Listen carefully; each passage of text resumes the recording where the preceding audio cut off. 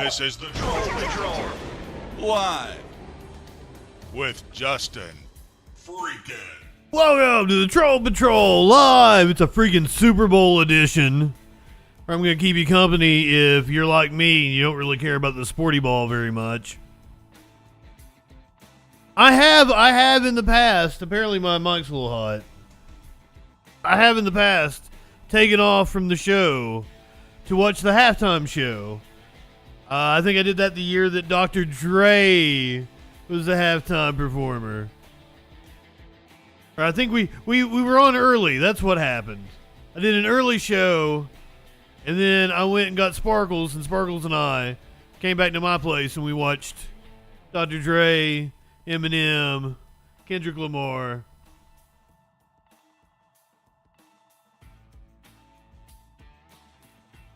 Oh, that is Dana Loesch. Flash. Good evening, by the way. That I don't remember. I know that it's on the YouTube somewhere. Like, Dumb Me Mommy Dana is like the name of the video, and I don't remember what it was that inspired that graphic that I put in the thumbnail and what the story was over. But apparently, like, Dana Loesch got kinky or said something about some kinkiness. Or maybe I went on a rant about how she looks like she's a dom. Maybe something like that. But she's doming the troll, which is, you know, the avatar for me. Before Charlie Kirk pops up and says, "You live in sexual anarchy." I thought you were talking about something that happened on the Super Bowl or something. A brunette bent over. It took me a second to figure out what was going on. Good evening, welcome. Meat cakes, good evening. So this is the first of 2 nights this week where if you do not participate in the festivities, I will keep you company. If you do not care about the football that is on tonight, I'll hang out with you. We'll find out what that news be doing, and we'll kill some time together.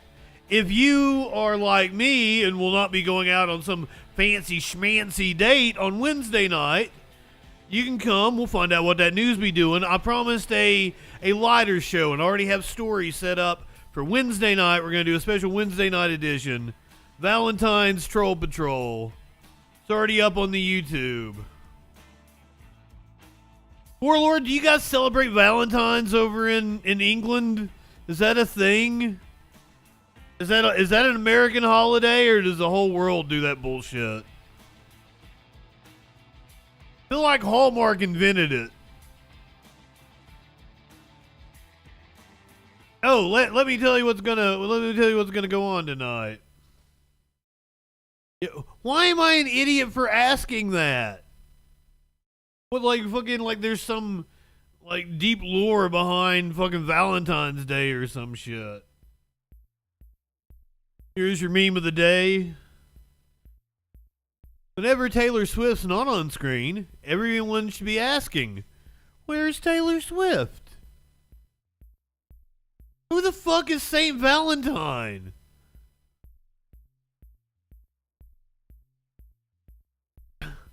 Who's this Saint Valentine, and what did he do? Probably raped some kids. Apparently I fucked up the name. A 3rd century Roman saint commemorated in Western Christianity on February the 14th and in Eastern Orthodoxy on July 6th. From the High Middle Ages, his saint's day has been associated with the tradition of courtly love. He is also a patron saint of termy, epilepsy, and beekeepers. The patron saint of courtly love is also the patron saint of epilepsy.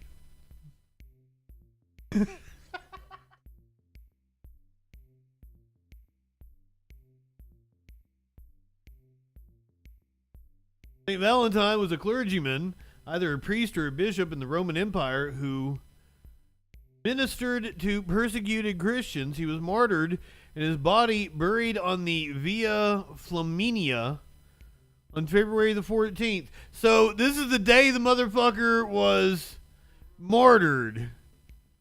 This is the day we give each other chocolates and flowers. It's been observed as the feast of Saint Valentine since at least the 8th century.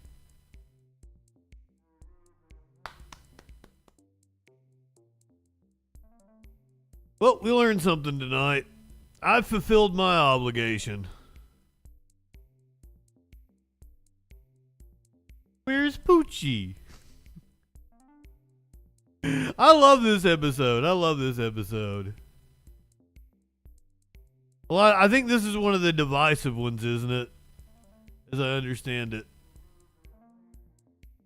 Someone else should be asking, where's Taylor Swift? Fucking celebrate your boy on February 14th. Be sure to give somebody a titty slap. A titty slap! Come on now. Live in sexual anarchy, so Saint Valentine did not die in vain. You live in sexual anarchy? I've already got stories set up. I've already got stories put together for this Wednesday night show, but that's getting ahead. That's putting the cart in front of the horse. What are we going to talk about tonight? There was a Nigerian... First of all, Taylor has arrived at the Super Bowl safely. But a Nigerian banker did not arrive at the Super Bowl safely. Apparently, his helicopter crashed. Sucks! I did not tell you to do that.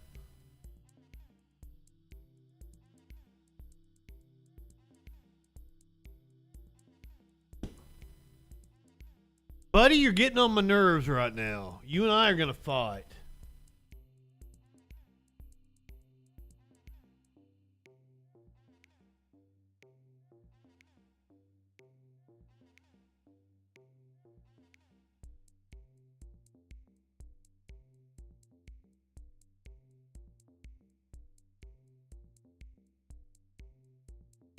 He woke me up this morning. I put my arm around him. And he's kind of laying in this position, right? And he's looking right at me. He is like inches from my face. I roll back over after I've gone to the bathroom. I'm all comfy and everything, and all of a sudden he just pow pow pow pow pow pow pow pow pow pow.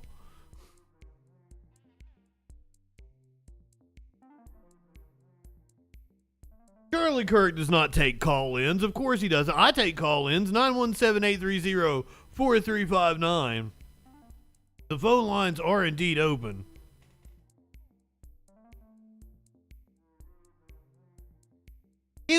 I get up this morning, I gotta go to the bathroom at like 7 o'clock. All of a sudden, Smokey's got the zoomies. Maynard's like, meow, meow, meow, meow, meow, meow, meow. And then I lay back down and Sock smacks me on the head. I was like, what the fuck is up with these cats this morning? It was upsetting to me. But anyway. Guys, someone didn't put their chicken wings in the oven. They actually put their baby in the oven. A woman has been arrested after putting her baby in the oven. Apparently Sparkles has some good recipes if you guys need one. An Irish basketball team won't shake hands with the Israeli basketball team. Wonder why? Oh, it's just another day. It's just another day in mass shooting USA. I guess I'm getting ahead of myself. I don't know if it was a mass shooting or not.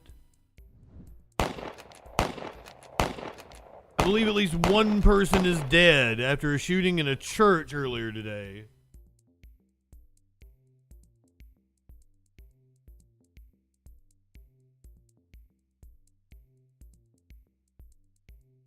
Recipe for babies.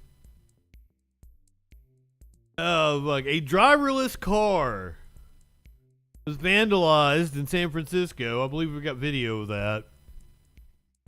And then I got some NFL related bullshit. A Nevada solar farm is actually going to be powering the Super Bowl 100%. 100%. It's a green energy milestone.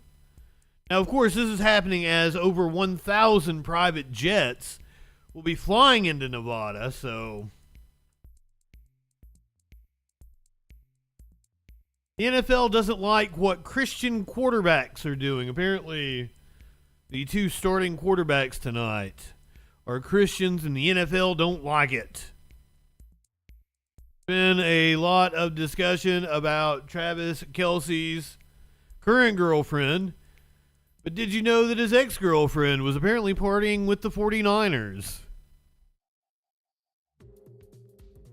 Why do I even... I'm getting really tabloid with this shit, aren't I? It's the Super Bowl. It's the Super Bowl. We're going to talk about the Rock and Roll Hall of Fame inductees and a whole lot freaking more tonight on the Troll Patrol live. Good evening, Venus! A recipe for babies, goddammit. You're not a good atheist. Quesadilla, good evening.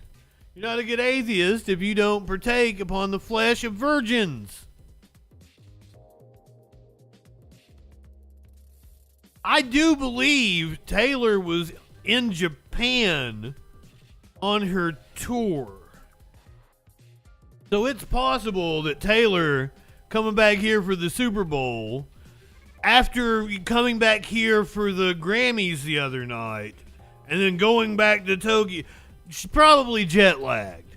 Not to make excuses for a fucking snobby ass billionaire that I don't give a shit about.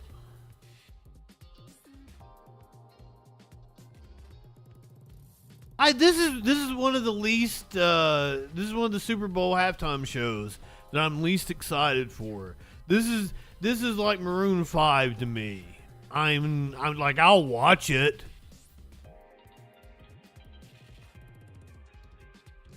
Where's all the rest of my Super Bowl memes? I'll watch it. It doesn't mean I'm gonna like it.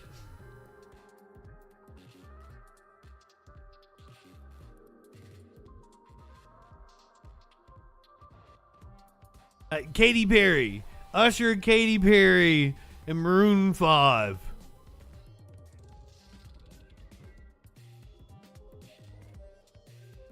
Those are some of the least exciting Super Bowl halftime performances to me. We're going to talk about Adele later on in the show. And if Adele was available, why was she not the Super Bowl halftime show? I would have appreciated that. It was supposed to originally be Lizzo, for those who do not know. I thought I had more Super Bowl memes. I do not, actually. Never mind. Could have sworn I shared out a banger Usher meme. Usher.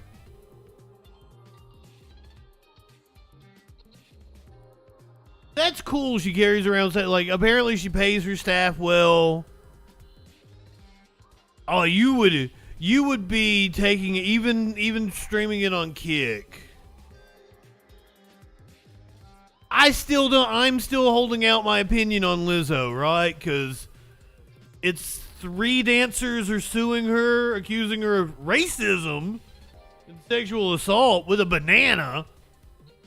But also, like 18 of the other dancers have come out and been like, she's been wonderful to us. For sure. Well, that's what Ludacris says in the song. Calls him Usher. But just because here's the thing about, like, it is a he said, she said. But, like, the 18 dancers could have had a wonderful experience with Lizzo, and Lizzo also still sexually assault the other 3. The 2 things can coexist at the same time. So that it's a tough situation. You wanna believe victims, but also, like, Lizzo has been a force for good in the world. I wanna think. In terms of empowerment, anytime I had a female in my life that would get broken up with, she had a broken heart, I'd be like, go listen to some Lizzo. Get you some empowerment, girl.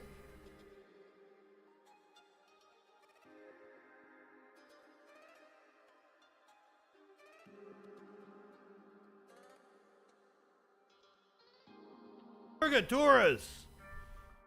For sure. Okay, so I saw a quote from Usher where he was talking about he realized the weight of the moment that was on his shoulders, right? He was talking about how, fucking 70 years ago, 80 years ago, black artists had to sneak in through the back door, come in through the kitchen to go and perform, and now he gets to be the Super Bowl halftime show. And I think that's awesome, and that he acknowledges the weight of that moment. But then he's doing that, all this history and that weight, and then he's just going to give us the most annoying rapper of all time saying yeah 70 times, and Justin Bieber.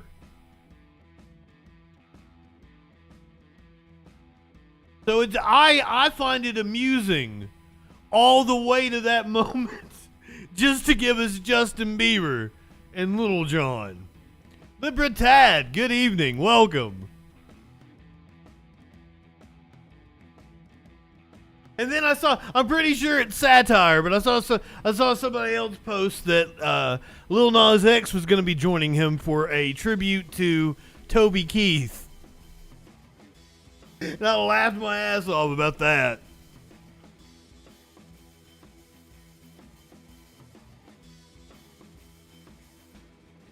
I can't get my mic right. I gotta get a new board here soon.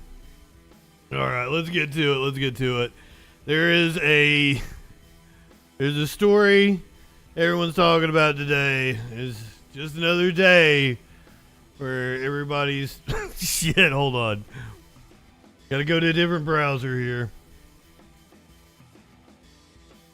I need to just do Brave or something and have to quit with the shuffling browsers. I don't know. I'm gonna reformat my hard drive. I'm gonna set things up. Justin, good evening. Another day in Mass Justin USA. It's another day and everybody talk about Taylor Swift USA. Taylor Swift has safely made it to Las Vegas for Super Bowl 2024. Taylor Swift is ready for kickoff. The 14-time Grammy winner arrived in Las Vegas on Sunday, hours before boyfriend Travis Kelce and the Chiefs looked to defend their Super Bowl title against the 49ers. Didn't even know they won it last year. Swift touched down in Los Angeles. See, that's another thing. There have been all of these right-wing conspiracy theories around Taylor Swift, the NFL rigging the league just to make sure to get her and her boyfriend into the Super Bowl. But this Travis Kelce guy is apparently one of the best players of all time. One of the best players in the league, hands down. And the Chiefs won last year.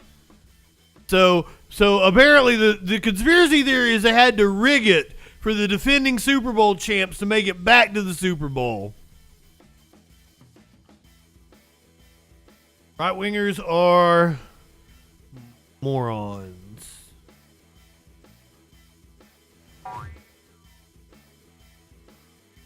That's what I've heard. I don't know shit about football, but Puzzle Bitch one night gave me a whole rundown about how for Kelce's age, how good he was, and how he was on his way to beat records that have stood for years. Blah blah blah blah. It's wild. Swift touched down in Los Angeles on Saturday after a lengthy journey from Tokyo, Japan, where she performed 4 shows.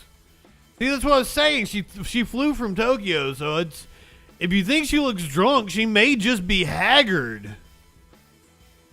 He is now the record holder for receptions, and apparently he's still really young, right? Also, good evening, Richard. Happy to see you. The 34-year-old pop star who had been dating the Star Chiefs tight end, also 34, since the summer, is expected to sit in a suite for Super Bowl 2024 with her family and Kelsey's. Yeah, I had somebody tell me that apparently, like, he has redefined the way they're going to play tight end. Like, for future tight ends. Like he's redefined the game. We are fine. So I'm glad to know that Taylor Swift has made it to Las Vegas for the Super Bowl. Unfortunately, a Nigerian banker and his family did not make it to Nevada for the Super Bowl. We are following developing news now. The CEO of one of Nigeria's largest banks was killed in yesterday's helicopter crash near the Nevada border. A total of 6 people died when the helicopter went down in the Mojave Desert. KTLA's Annie Rose Ramos live in our news center with the latest information. I think they call that getting Colby'd in California. What's our playback settings here? What the fuck is this shit? We're learning about those victims and also the investigation. Annie Rose. Lauren and Megan, good morning to you both. Well, 2 pilots and 4 passengers were in that helicopter that took off from Palm Springs Friday night, crashing in the middle of the Mojave. Among those killed, the CEO of one of Nigeria's largest banks and his wife and his son, all on their way to the Super Bowl. All right, we want to bring up a map here of exactly where this happened so you can check this out. The helicopter going down just... If we ever got to the point where we erected the boards, I feel like he'd be one of the ones that we'd be putting under, so maybe no great loss. South of Interstate 15, about 75 miles north... That's horrible of me. ...of Barstow. It took off from Palm Springs Airport around 8:45 Friday Nix, good evening. En route to Boulder City, Nevada, outside of Las Vegas. According to victims' friends, the passengers were headed to the Super Bowl.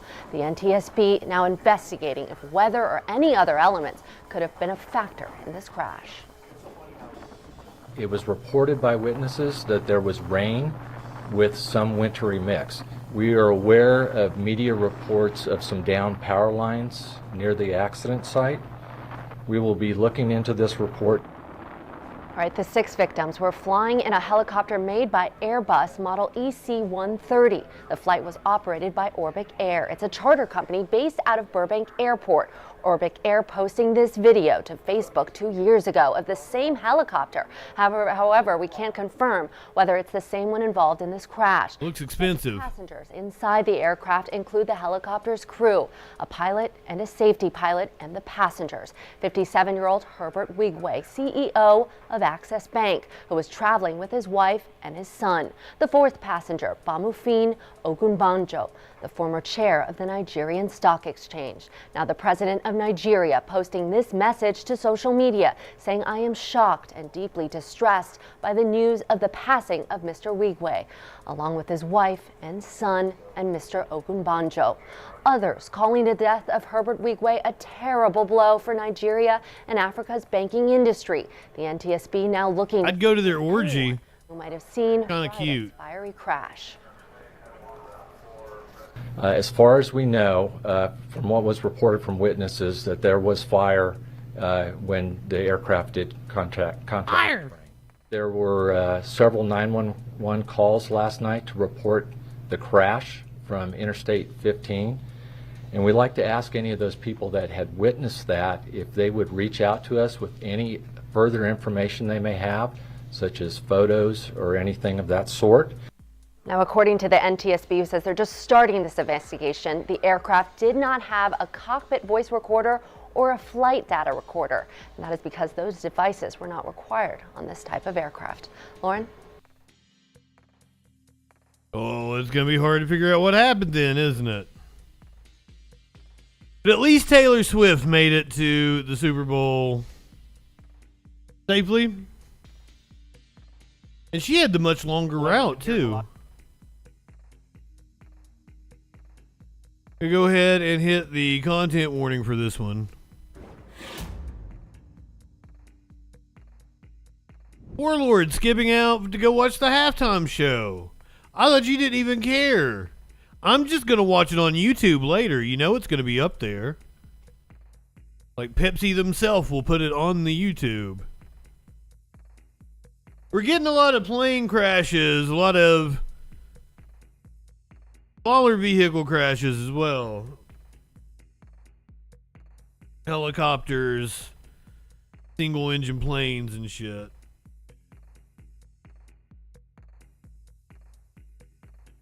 I love live music, so I'm gonna watch it, but like I'm jaded. I'm not a fan of Usher. I will say, after watching the John Oliver about Chuck E. Cheese, and he played the video of the animatronics doing Love in This Club, I'd forgotten about that song. That song's catchy as fuck. It's been in my head for like the entire week.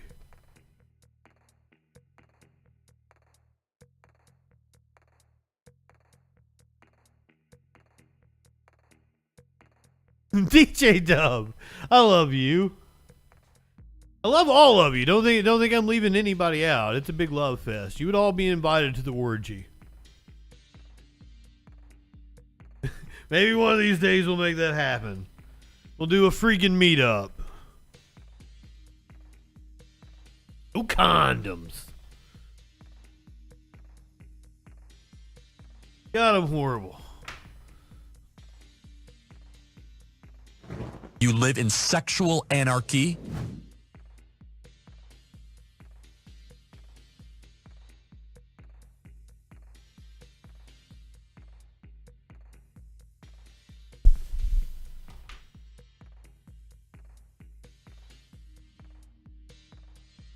The Who would be on the higher end of my, like C tier, B tier, or whatever.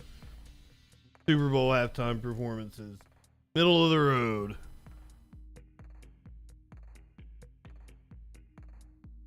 I'm gonna go Prince.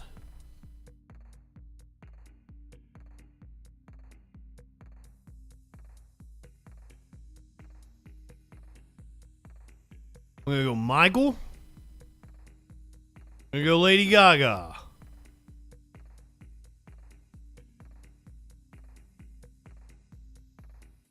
And probably Beyonce.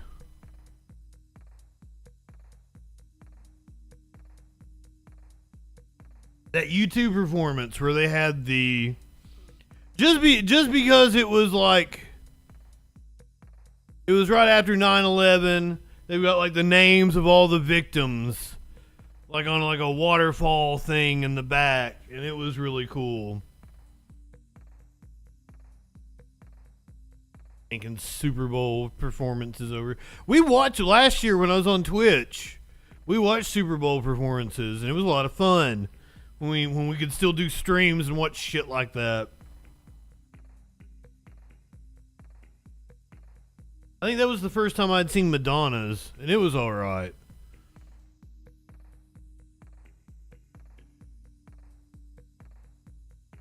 Like Dr. Dre's, it'd be up there. It'd be in my top 10. Prince is definitely hands down the best. If you haven't seen it, it is on YouTube.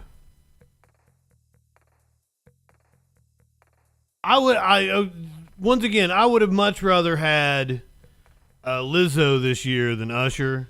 I'm a huge Lizzo fan.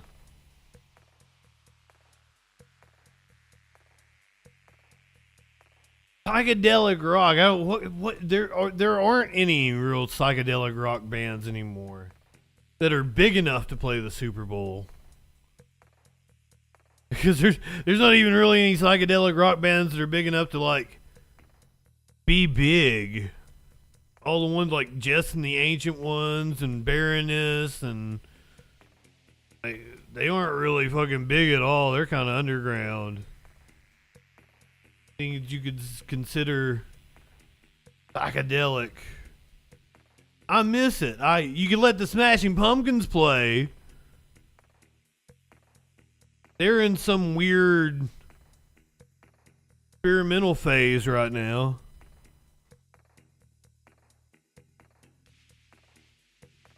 Who would you pick? The Doors? The Doors were definitely big enough to have played the Super Bowl if the halftime show was the thing back then.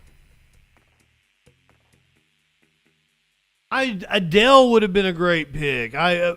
Maybe Adele because Adele is at a Vegas residency right now. So maybe she was already committed to that. They couldn't get her to perform the Super Bowl. I mean, my pick for the greatest psychedelic band is the 13th Floor Elevators, but they're not. You know, they're not of stature. Warlord didn't even stay for the whole thing. He peaced out. Welcome back. Oh, you've never heard of the 13th Floor Elevators? No, they're the inventors of psychedelic rock. They're out of Austin, Texas. They predate the Doors. They predate Cream. They are the inventors of the psychedelic sound. I didn't know them until Ghost. Ghost covers a Roy Erickson song, and Roy Erickson was the lead singer of the 13th Floor Elevators. That's how I went down that rabbit hole. Mind fucking blown.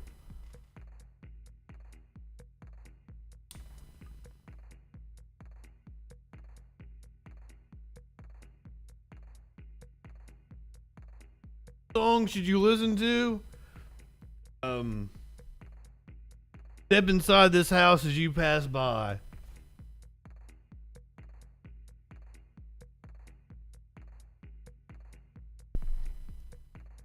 All right, we're gonna get to.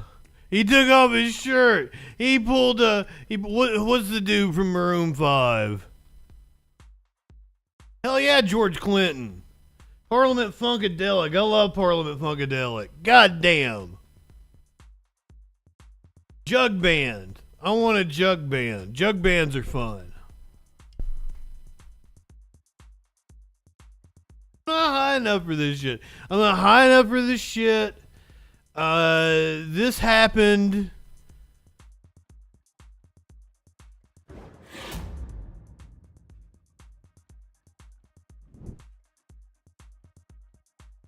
Whose nipple? Usher's nipple? Usher.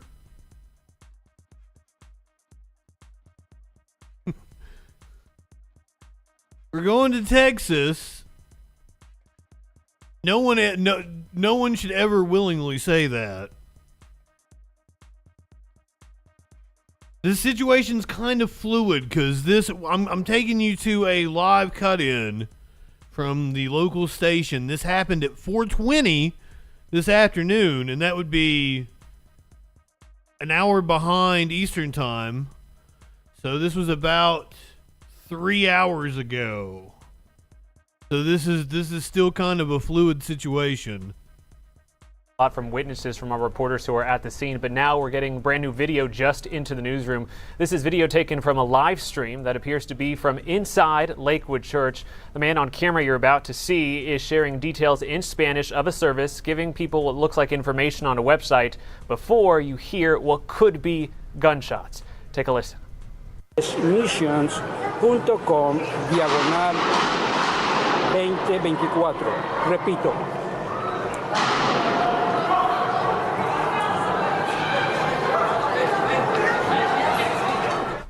You see his eyes get real big there right after he hears the initial round of gunshots, then seems to look away from the camera, looking back behind him. As soon as you hear those gunshots, guys, in that video, you see people sort of start to run and flee, apparently down an escalator. That is video we're getting from inside Lakewood Church of the moments right after that shooting unfolded. Now, after these types of incidents, outside of Houston, our team starts coving and scanning through scanner traffic, those communications between law enforcement as these scenes unfold in real time. Our producers here have sifted through a lot of that traffic early, and we have a clip to play you of that police response communication between agencies. Take a listen. Where are you at? Lakewood Church. Lakewood Church and Ralph. These units at Lakewood Church. Active shooters. Now, two quick thoughts on what we just heard there. If you pay attention, you listen carefully, I'm not sure if you heard it, you hear gunshots in the back of that communication as law enforcement is responding and calling in for backup. You also hear an officer there saying active shooters, plural. At this point, we should note we are only aware of one official shooter, that information coming from the Harris County Sheriff's Office. But as you guys have mentioned throughout this coverage, this is a Houston Police Department scene. We hope to hear from them in about 9 minutes at 4:30, where they will hold a press conference. Chief Finner, the mayor, and everyone who's responded will be there to brief us. So once again, that happened about 3 hours ago. That news report was about 3 hours ago. We're going to get another hit. I think it's from the same station. They spoke with a woman who was inside the church, I believe. This is a witness. Describes the scene. Hey there, guys. This young lady just came off a vehicle. I guess you were brought over after evacuating the church? We were escorted during the evacuation by SWAT team, by the police, the local Houston police, and also by the FBI. Okay. Describe what you saw and or heard. Well, we were leaving the service, and Joel was meeting and greeting everybody right outside on the second floor where all this happened. And I was one of the last people. Joel? This is a Spanish church. We saw the dude speaking in Spanish. This wasn't part of Joel Osteen's shit, was it? To meet and greet with Joel, the pastor here. And I went into the ladies' room, and when I came out, I had... This is Joel Osteen's church. So I guess what we were seeing was just doing like a Spanish localization. That's where we got the video from. Huh. Headed towards the nearest exit on the second floor, and I heard this like a bam, bam, like mechanical sounds. Like it almost sounded like folding tables were being dismantled and dropped to the floor. And then there was like, but they were erratic, okay? And then there was another set of like bam, bam, bam. And then all of a sudden it sounded, I stopped, and I looked at the entrance, and people were screaming and scattering. And I went, oh, no, no, no, no. This is not equipment being dismantled. There's something going on. We do have, wow, oh my God, you guys are gonna love this one. Holy shit, a woman, an innocent woman who walked inside of the church with a gun was shot and killed by an off-duty officer.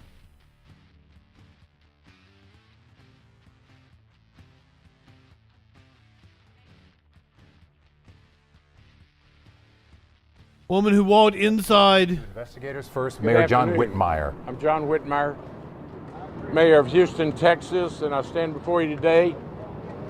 So it seems like the shooter didn't get anybody. There are two injuries reported, but apparently an off-duty cop killed an innocent woman. Reports me to report on a tragedy that occurred just before 2 o'clock at Lakewood Church as they were in between services. I'll leave the details of the first responders' reaction in a timely fashion to the Chiefs Finner and Chief Pena. He's not. Houstonians and surrounding communities to know that the first responders are doing their job in protecting the public, Houstonians, and surrounding communities.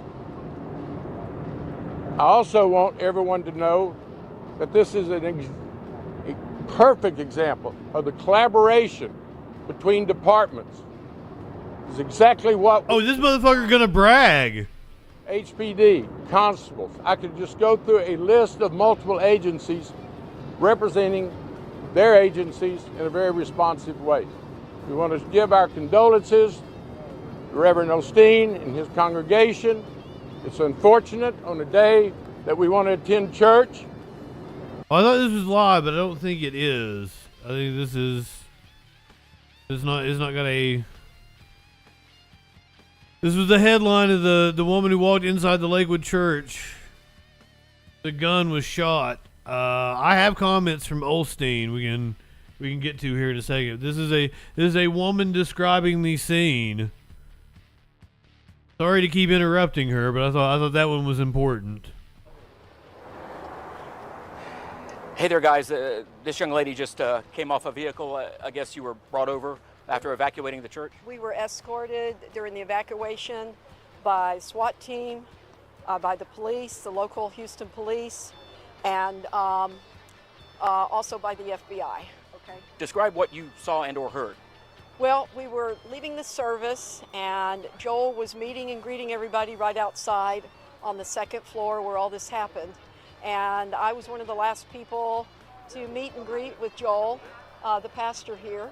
And we'll hear from him in a second. I went to the ladies' room, and when I came out, I headed towards the nearest exit on the second floor, and I heard this like a bam, bam, like mechanical sounds, like it almost sounded like folding tables were being dismantled and dropped to the floor. And then there was like, but they were erratic, okay? And then there was another set of like bam, bam, bam. And then all of a sudden it sounded, I stopped and I looked at the entrance and people were screaming and scattering.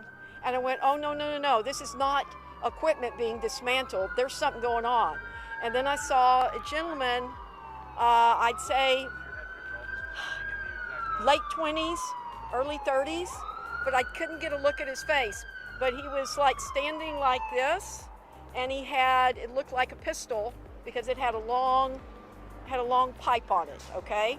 And it was like, and he was pointing in the, not the opposite direction, but like at an angle to me. You think he was one of the shooters or the shooter? It had to have been, because there was a gun in his hand, okay? And he wasn't an officer? No, no, no, no. He was dressed in normal clothes. I couldn't describe it because it happened so fast.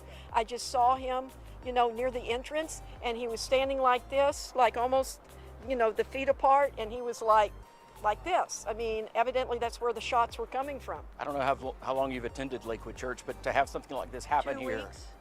2 weeks. I drove here from Los Angeles. I've always wanted to come to this church. But you know what? I've seen enough movies that I knew we weren't supposed to scatter. We needed to go to the nearest kind of cover, you know, like they have big pillars in there.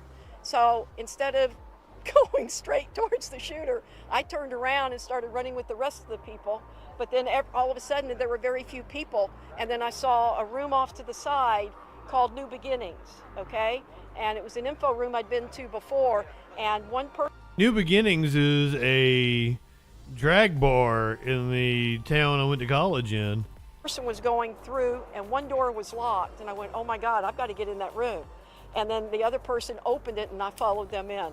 We hid about 10 of us, 10 adults in a closet, and there was one child in there. And no vent, but we were all praying, and we were thankful that it could have been worse. We could have been a casualty. We could have been shot. Have you heard anything? I did not. Been shot. We just heard that there were 2 shooters. One was a woman and one was a man. I didn't see the woman. What? And I didn't get a good look at the guy, okay? I just know that he was holding a gun in his hand, and it was extended, and he was pointing it towards the crowd. Are you willing to share any of your prayer? So she is saying that there were 2 shooters, a woman and a man. What did you pray? Absolutely. We pray, you know, God our Father who art in heaven, hallowed be thy names. But we also, I'm a prayer warrior, so for me to pray is our greatest weapon that we can use during any type of circumstance or situation or crisis. And people were, there were women in there crying, and wanted all of us to just feel a sense of peace and protection. Thank God there were 2 huge big wooden slats. We put those across the door. Nobody was freaking out to the point where, you know, they were being physical. And there, yes, emotions ran high, but the prayers, all of a sudden a peace seemed to come over the room. There was no vent. We're all in there like sardines. And all I can tell you is that honestly, there was a sense.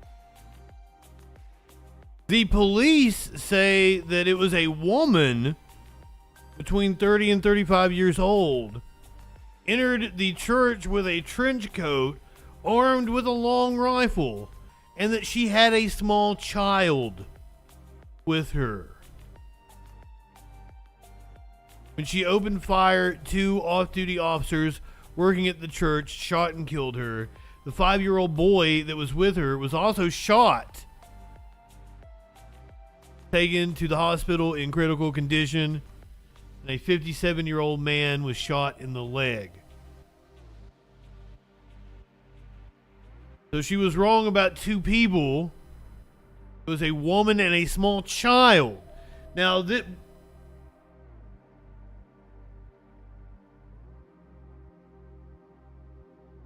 does not fit the MO. The usual MO in these situations.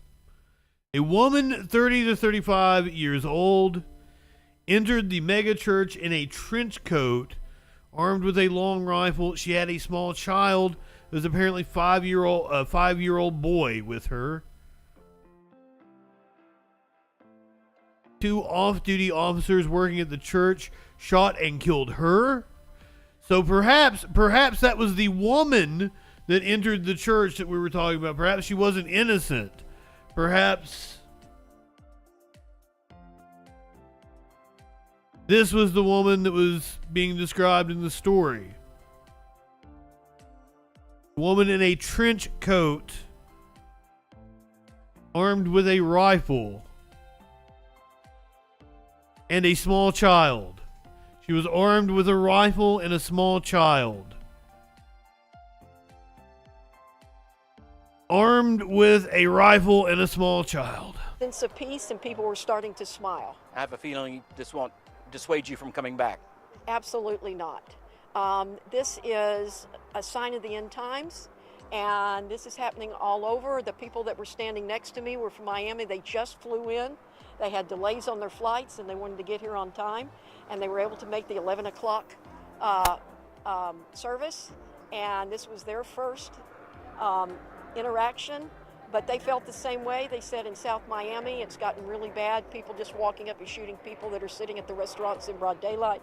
I moved here from Beverly Hills, and I was there when Rodeo Drive, they were people were just breaking in willy-nilly into all the chic boutiques there, and Nordstrom's there in Topanga was broken into in broad daylight, and the staff are just standing there, and the police didn't want to get shot. Come on, man. So they didn't want to intervene, and that's staff, so that was understandable. But you know what I'm really impressed about is, look at all the teams of people that here in Houston. We've got the constables, we've got the local police, Houston. Oh yeah, for Olstein's church, I'm sure. We've got constables, and we've got sheriffs. They came out in full force.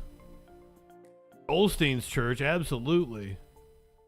Sorry for the confusion. That was another reason why I wanted to couch it. In the fact that this is a fluid situation.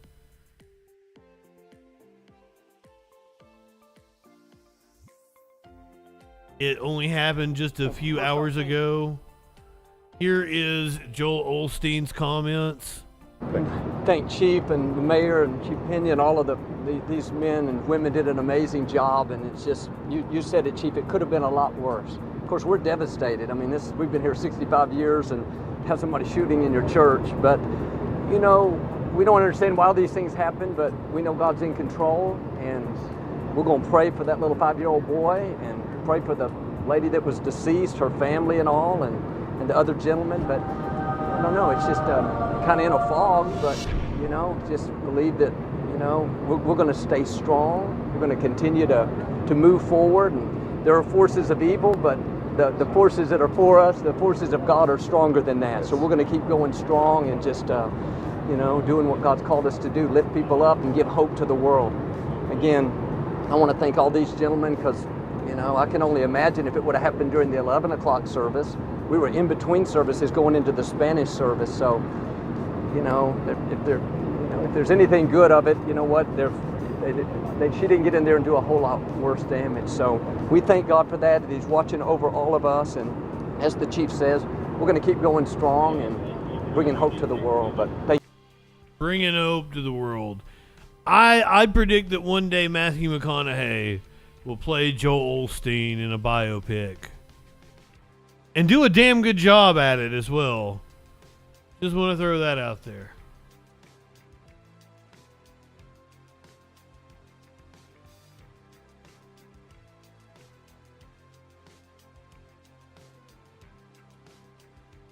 Maybe something's going on with women. Women in the Midwest are having a bit of a bad day. In Kansas City, ironically, one of the teams in the Super Bowl, I guess a woman was getting ready to put her buffalo wings in the oven, and she accidentally put her kid in the oven. A baby dies after the mother put her in the oven. Sorry, I didn't realize,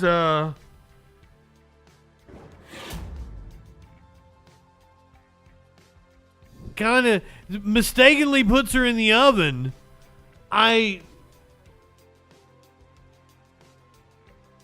How do you mistakenly put a kid in the oven?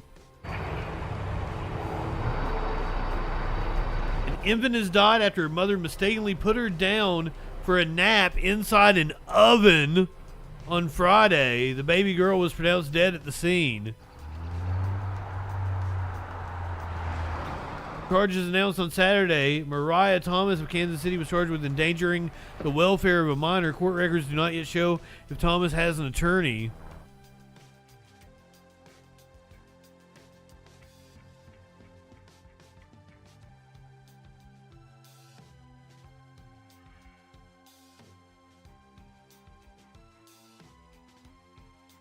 Good evening, Socialist Aunt. Hopefully that's the most horrific story we're going to cover tonight. Hopefully we're done with all the fucking shitty ass news. And everything's just kind of like mocking Republicans and doing pop culture. The cooking show, where a woman mistakenly put her baby in the oven. This is right after we covered a woman in a trench coat armed with a rifle and a child went into a church and opened fire and was killed in Texas.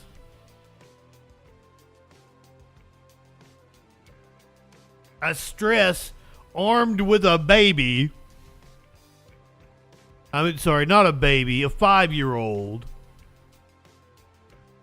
I have a problem doing like my best friend's kids. Like, he's like 6 now, and I still call him like Baby Q. I'm like, oh, wait a minute, he ain't a baby no more. I really gotta stop doing that. It's infantilizing to the kid. It's like, you look at him now, he's a big man. Like, oh shit, how'd you grow up so fast? Sorry, I got off on a tangent there. Let's do, I don't know. This one might be tragic depending on your affinity for the we do want to Secretary of Defense. Remember one Mr. Lloyd Austin who, he had ball cancer, right? He was hospitalized for, it was ball cancer or colon cancer. It was one of those. Yeah, apparently emergent bladder issues is what he's having now. Has been hospitalized again. We do want to turn your attention away from Super Bowl for just a moment. They're letting you know right off the bat that he's been hospitalized because he got in some real hot water about not letting anybody know the last time he was hospitalized. But I still don't know how I feel about that. It's not like the government can't function without the Secretary of Defense for a few days. I really don't know what the fuss was about. We're following some breaking news right now. Let's pull this up. This is from Fox's Liz Frieden, who is a Pentagon reporter here. She went out to say this: Defense Secretary Lloyd Austin is at Walter Reed for an emergent bladder issue. This is according to the Pentagon press secretary. Let me tell you, I would give anything in the world to have an emergent bladder issue in Dan Crenshaw's eye pussy.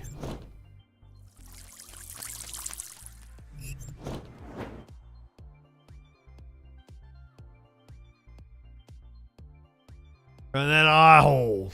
In a statement, the Deputy Defense Secretary, Joint Chiefs of Staff, White House, and Congress have been notified. We also have a statement here from the Pentagon. It says this: Today at approximately 2:20 p.m., Secretary of Defense Lloyd Austin was transported by his security detail to Walter Reed National Military Medical Center to be seen for symptoms suggesting an emergent bladder issue. The Deputy Secretary of Defense and the Chairman of the Joint Chiefs of Staff have been notified. Additionally, White House and congressional notifications have occurred. At this time, the Secretary is retaining the functions and duties of his office. The Deputy Secretary is prepared to assume the functions and duties of the Secretary of Defense if required. Secretary Austin traveled to the hospital with the unclassified and classified communication systems necessary to perform his duties.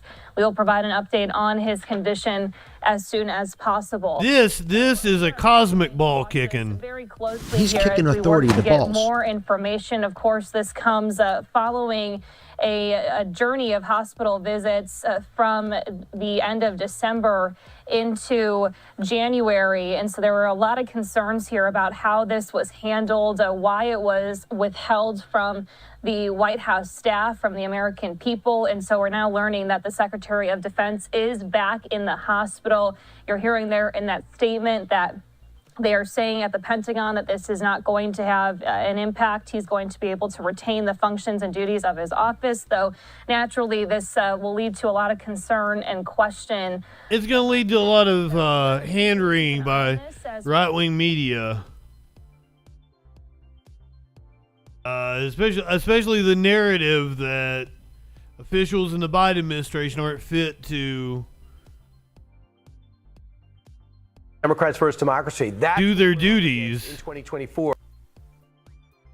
Which, I mean, they might have a point. Gonna go watch the Super Bowl. Apparently the halftime show's already happened. I thought if I got off stream fast enough, I'd watch the halftime show. I hooked up my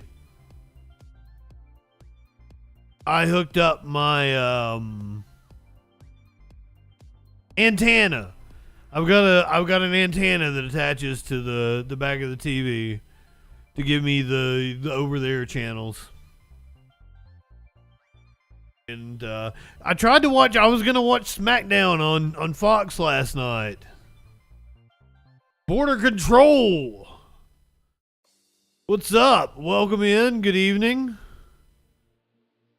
I'm JustinFREAKIN. We talk about politics, news, absurdity, predominantly covering the most idiotic things going on in the world of politics, news, current events. Here's Senator Kennedy saying how much he loves cock. I can't wait to have your cock in my mouth. I'm going to give you the blowjob of your life. Then I want you inside of me. Yeah, always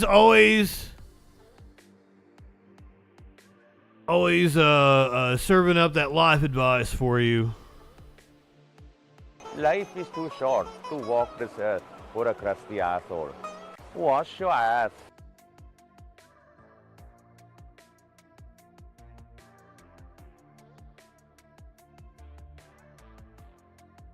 I don't know if I like ratchet rap.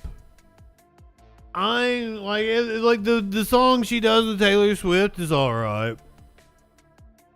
It's definitely catchy, but I don't like. I've tried to get into like Sexy Red and who's some of the other ratchet rapper women. You see a lot of their videos. They're in like a 7-Eleven parking lot. I don't know if I'm into it. Like I love the spirit. Yeah, girl, go out there and rap about fucking all these dudes. Just like I don't like the sound. I don't like the sound of it. I don't know if I'm finally getting old. I'm getting ready to turn 40. I've tried to keep up with music through all these years. See, I like Cardi. I like Megan. I got a couple of Lil Kim songs I still jam to this day. I don't know if I like the ratchet rap sound. Did I hear about the streamer who asked children to flash after making them say They were a different age. No. I hate streamers. I hate all streamers. Every single one of them, including me. You should never get your information from any streamer. All this shit is for entertainment purposes only. Do not get your opinions from people on the fucking internet. That's stupid. Like, don't even believe the shit that I tell you. Like, we do some hard fucking news on this show. Double, triple, fucking quadruple fact check me. Cause like, I don't know what I'm talking about half the time. Most people don't know what the fuck they're talking. I know what I'm talking about more than most people know what they're talking about that are doing this shit. And I don't know what I'm talking about. Like, it is scary to me. Well, he sounds like a dickhead, and I don't give a shit. That's not the kind of content we do over here. We mock the news.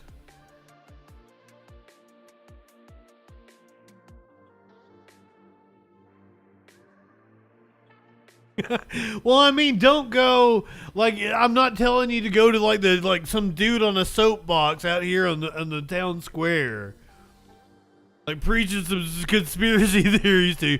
Like, the people that sit up in front of the White House and shit. Don't go get your news from them either.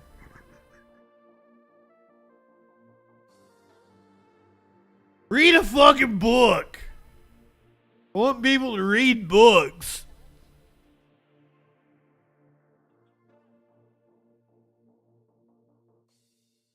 Like, the only time I watch this shit is when I'm on this show. Shelly, you snuck in here and I did not tell you good evening. How are you? You missed the hardcore shit in the show, the mass shootings, the woman cooking her baby. we're on to the bullshit part of the show now, so you're good, Shelly. Tulsi Gabbard went on to Fox News and proclaimed that Democrats are acting like dictators. Democrats First Democracy. That's what we're up against in 2024. There seems to be a plan in place, according to Matt Taibbi, to stop Donald Trump again and take down any other candidate who stands in their way to maintain control of the White House. There is a plan to take down Donald Trump again. It's called losing the election. He has lost the popular vote twice. 3 million the first time. Almost 8 million the second time.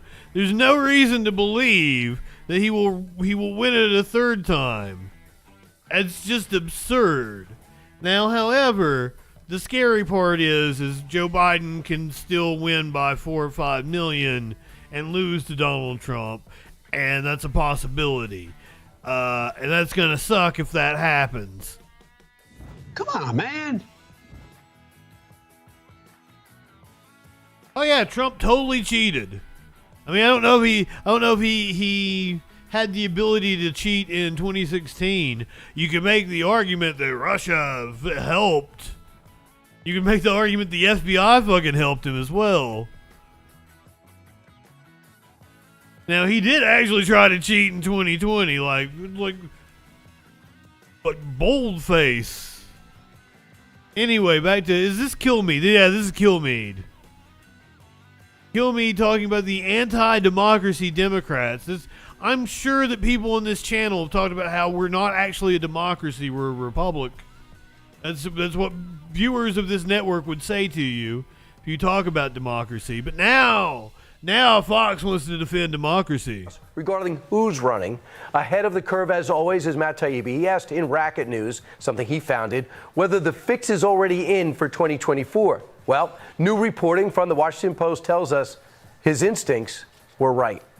The Democrats are pulling out all the stops to thwart third-party candidates at the very least. The DNC has hired a comms advisor specifically to counter any potential spoiler candidates. And there are many third-party contenders. And Biden-supporting groups are thinking up new coalitions to coordinate against the threat of the democratic process. So, when did the Democrats become so anti-Democrat or Democratic? Let's ask former Democrat, Lieutenant Colonel herself, Tulsi. Dustin makes a very good point. So far, the economy shows no signs of letting. Now, it doesn't feel like it's doing good, but by every metric, it's doing quite well. I'm having no trouble finding jobs at the moment, so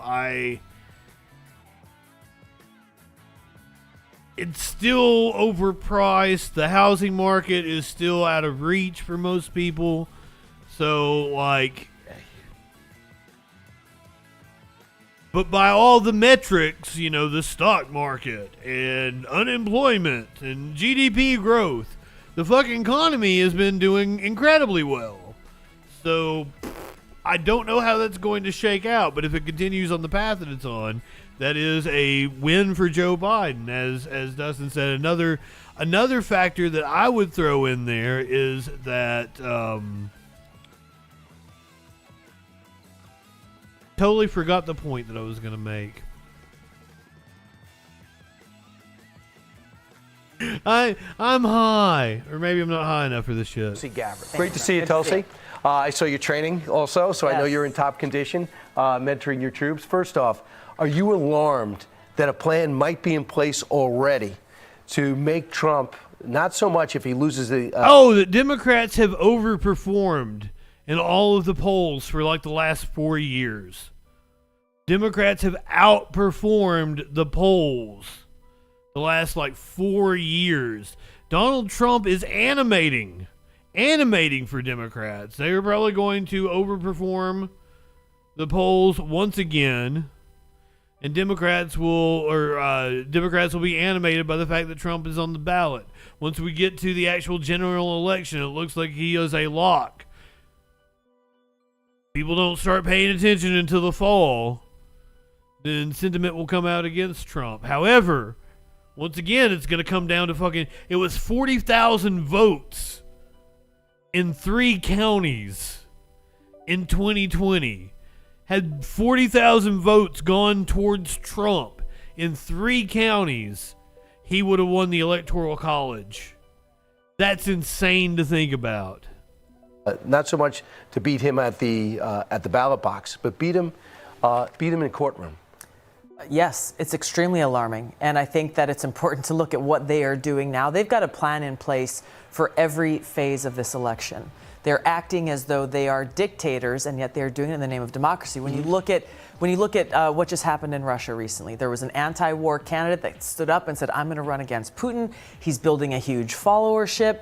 What happened? The Kremlin said, "Nope, you're not allowed to be on the ballot." We look at what's happening here right now, how the Biden-Harris administration, the Department of Justice, all of these different entities are throwing everything they can, different states, at trying to keep we, the American people, from having the freedom to choose who we want as our next president, commander-in-chief. And Tulsi, I'm sure you've seen the polls. The former president seems up by 4 or 5 points, winning in every battleground state except Wisconsin. But now we're seeing these... He's actually not. I don't know what poll Kilmeade is citing. He had been up in polls, but just like this past week, like it was like an AP Ipsos poll, showed Biden up by a point. Headlines just about everywhere. Trump is a dictator. Trump will use the military in dictatorial ways. And Leon Panetta, William Cohen speaking out, saying what he's capable of, that democracy is indeed in the balance. I know you have to campaign hard, but they're trying to put fear in the American people. Yes. The irony is they are doing exactly what they are warning the American people that Trump will do if he is elected again. I just want to remind people, look back at 2016 when Trump was elected president. He would have had the opportunity to do exactly that. He could have gone and used our Department of Justice to go and throw Hillary Clinton in jail.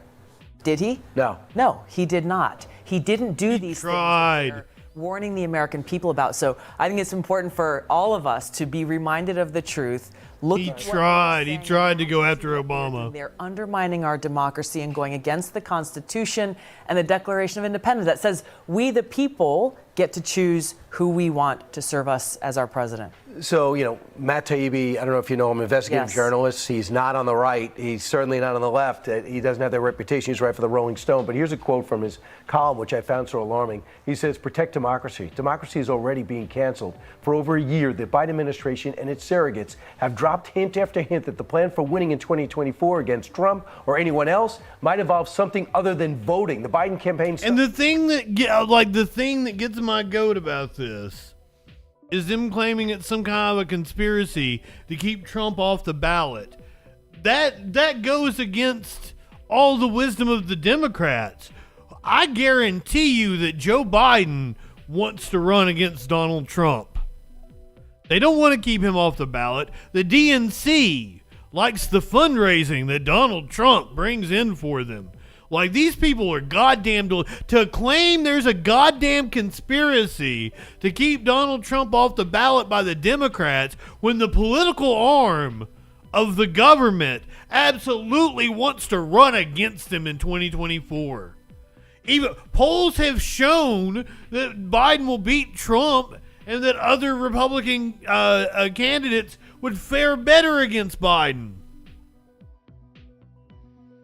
They're upset at a criminal being prosecuted for his criminality.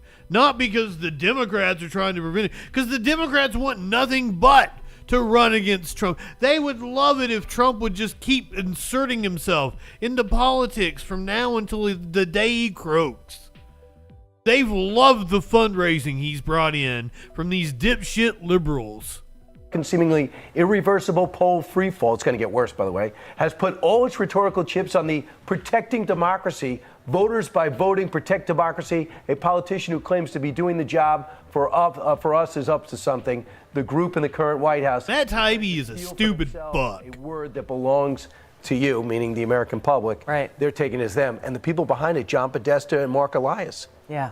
Yeah, they've been... Or he's really smart and grifting. Really sticks out to me most about that quote is they claim to be protecting democracy on behalf of the American people and the voters, and yet they are the very ones who are terrified that voters will go against them, take away their power, and choose the person that they feel most threatened by, which is President Donald Trump. I want you to take a look at this poll of Hispanics and blacks right now when asked about how they view the Democratic Party. In 2020, 66% approval. It's down to 47.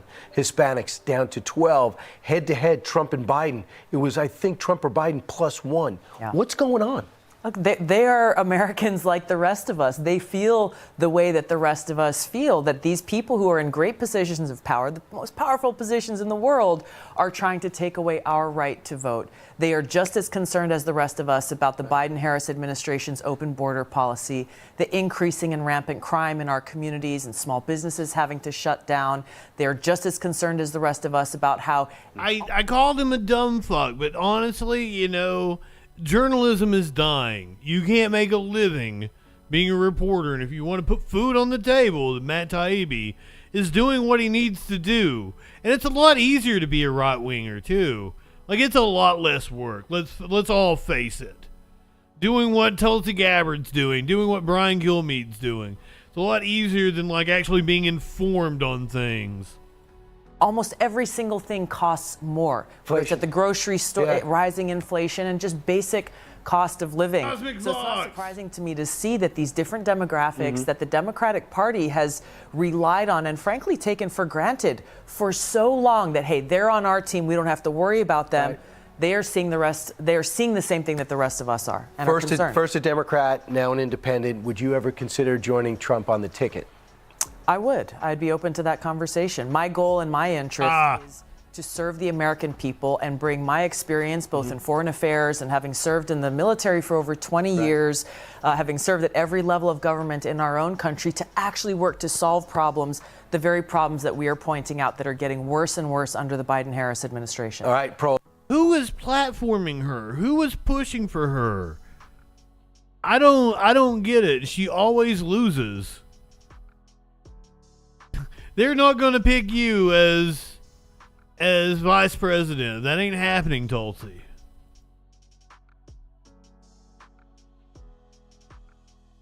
Oh, I'm sorry. I thought we were done with horrendous stories. I gotta talk about it, don't I?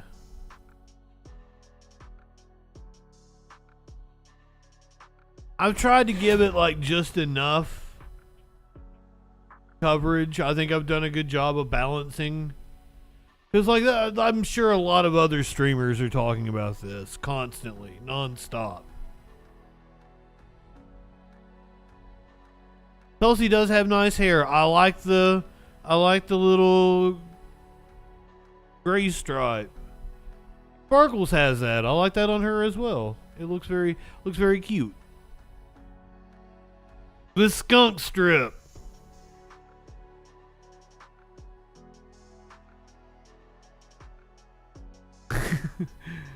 Sparkles would call it a skunk strip, and then she'd fart on your face. You're like, hey, I like this skunk. She has nice hair. We can all agree she has nice hair. She's not a bad looking woman. I'll be honest with you. I'd give her a titty slap. A titty slap! Give me those titties, Come on now. Honestly, I tried to find a woman jiggling from the side, and I just couldn't find a good one. So I wanted them to be stationary, and then the hand come down and smack them, and then they jiggle. I didn't expect it to take up the whole screen. Sometimes you work with what you got. I hate talking about this, but like, that was my original. That's what I envisioned for it. And then when I started searching titties that I could work with, like, just there wasn't what I needed. Now, if I had a big tittied woman who would come over and let me take pictures of her titties, I might have been able to like make it, myself. And they are very juicy looking titties. Look at those titties, huh?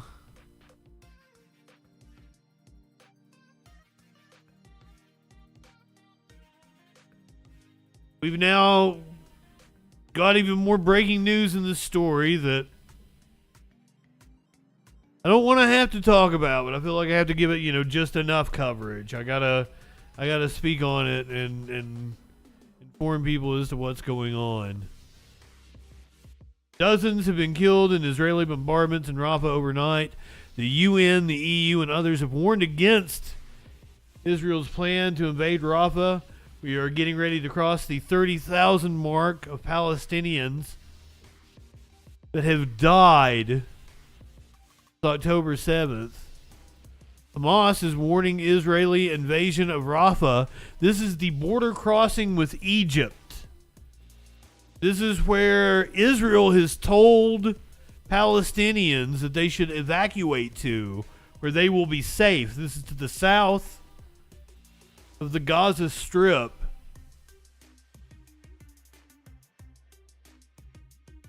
What's called the Rafah crossing, that they are now bombarding after they said they wouldn't. Hamas is warning Israeli invasion of Rafah will torpedo truce talks. Palestinian groups issue warning as Biden says Israel shouldn't invade without a credible plan to protect citizens. Biden, I don't think you understand exactly what Bibi's intentions are here. Hamas has warned Israel that a ground offensive in Rafah would imperil negotiations on a truce and the exchange of captives and prisoners.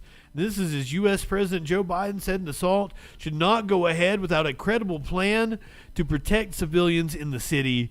Aid groups and foreign governments, including Israel's key ally, the U.S., have voiced deep concern over Israeli Prime Minister Benjamin Netanyahu's pledge to extend ground military operations into the far southern Gaza City. Rafah, on the border with Egypt, is the last refuge for Palestinians fleeing Israel's relentless bombardment elsewhere in the Gaza Strip. This is in its 4-month-long war. I don't like to call it a war. I call it a military incursion, because a war fought between two militaries, and there is not a military. This is like fucking the war on terror wasn't an actual war because we weren't fighting a fucking military. We weren't fighting a state. Rafah, on the border with Egypt, is the last refuge for Palestinians fleeing Israel's relentless bombardment elsewhere in the Gaza Strip, and its 4-month incursion against Hamas, triggered by the Palestinian group's October 7th attack. Any attack by the occupation army on the city of Rafah would torpedo the exchange negotiations, a Hamas leader told the AFP news organization on condition of anonymity.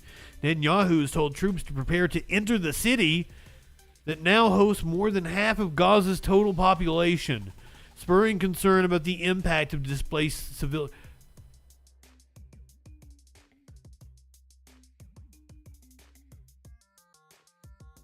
They're just going to go in and slaughter them, aren't they? A senior Biden administration official said on Sunday, negotiators working on a phased framework deal to release the remaining hostages have made real progress over the last few weeks. The hostage release deal was the main focus of a 45-minute telephone call between Biden and Netanyahu on Sunday, although there were still some significant gaps to close. It's pretty much there, an official said.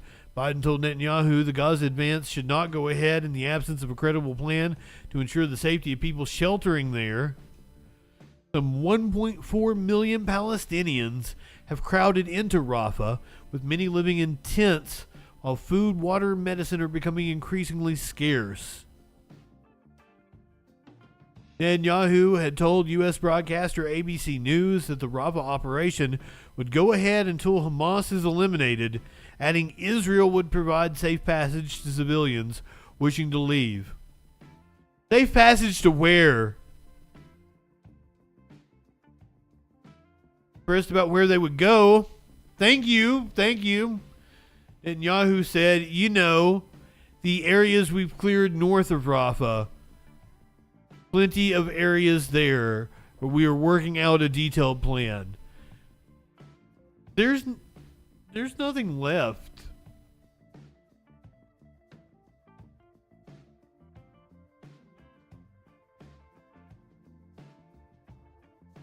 I think the actions of this genocide that Israel is committing against the people of Palestine, I think it's going to make them a pariah state.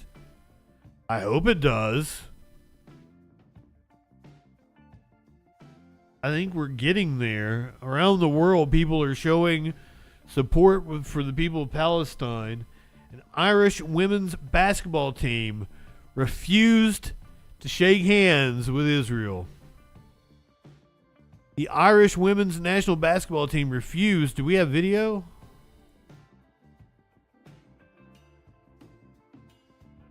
And this is from The Guardian. They might have video.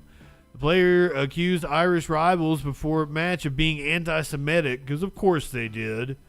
Ireland said comments were inflammatory and inaccurate. Ireland's women's basketball team refused to shake the hands of their Israeli opponents on Thursday amid outrage over accusations of anti-Semitism as the two countries faced off at the Eurobasket qualifier. Minutes before the match was set to start, Basketball Ireland said on social media that its players had decided to do away with the usual pre-match courtesies, linking the decision to earlier comments made by Israeli player Thur. In an interview published on Tuesday by the Israeli Basketball Association, Thur addressed the upcoming match with Ireland. It's known that they are quite anti-Semitic, and it's no secret. Maybe that's why a strong game is expected. We talk about it amongst ourselves. We know they don't love us, and we will leave everything on the field, always, and in this game especially. Basketball Ireland described the comments as inflammatory and wholly inaccurate, and said it had reported them to the body that governs basketball in Europe.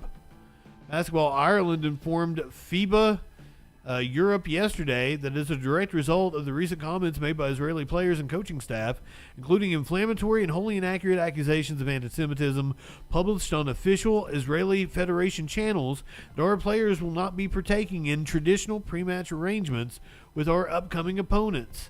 It added that it fully supported the players' decision to shun courtesies such as exchanging of gifts and handshakes before and after Thursday's game.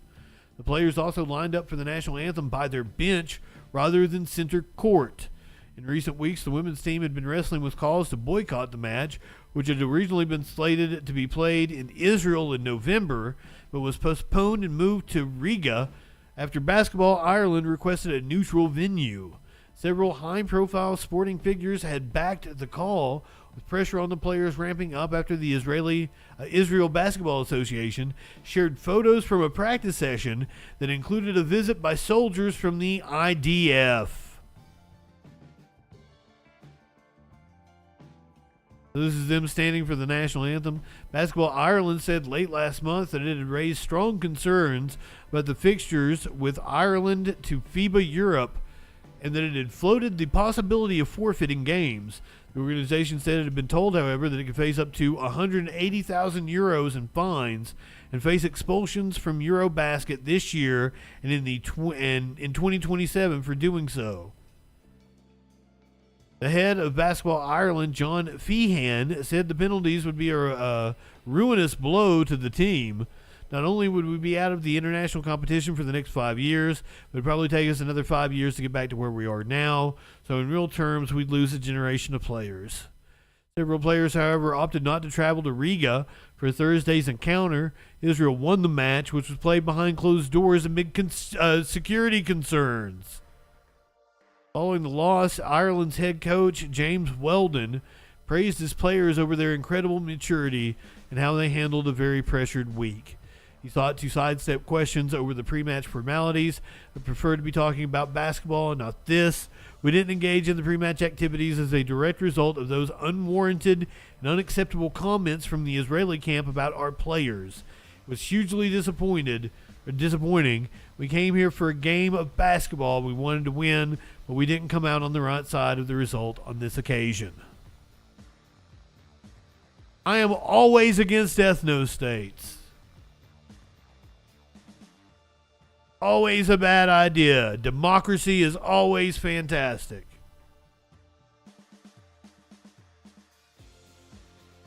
No more ethno-states.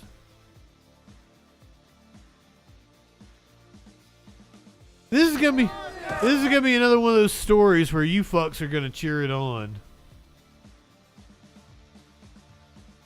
'Cause I know you guys.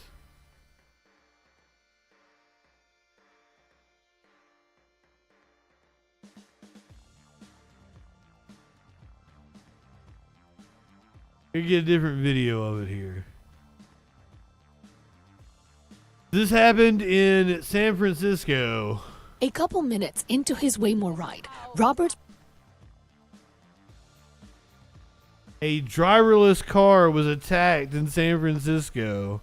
A couple minutes into his Waymo ride, Robert Moreno said the cool feeling of getting an invitation to ride on a driverless vehicle quickly shifted. And some panic set in, just owing to the situation itself. On Saturday, Robert and his husband said a person who looked homeless was trying to cover the sensors of the vehicle as the light turned green. We felt trapped in the sense that we didn't know what to do in that instance. We didn't really have an understanding. Do we get out? Was it safe to get out of the car? Were you concerned for your safety?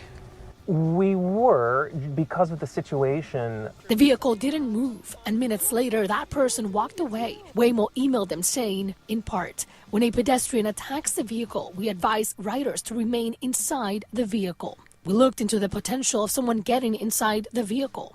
Now, when a Waymo is active, the door handles are hidden, as you can see. No one can get inside the vehicle from the outside. The only way to get in the vehicle is to click on lock. That's when the handles pop out. Scott Mora, UC Berkeley's faculty director for the Program for Advanced Transportation Technology, or PATH, explained why the Waymo vehicle responded the way it did.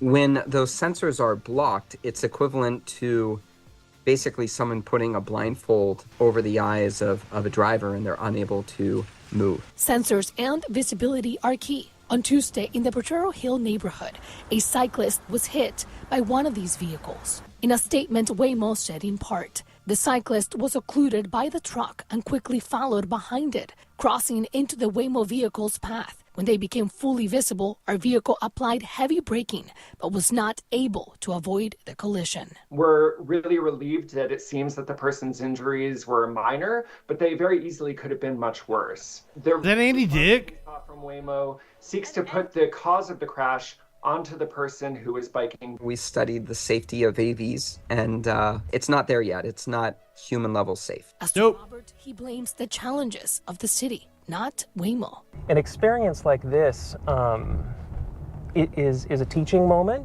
In San Francisco, Luz Peña, ABC7 News. I'm not sure if that was the actual. Was that really the?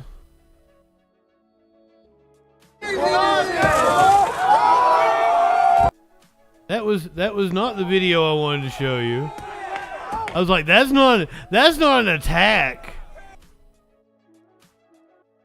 That's not an attack on a driverless vehicle. This is an attack. PB girl. People getting fed up with these shits.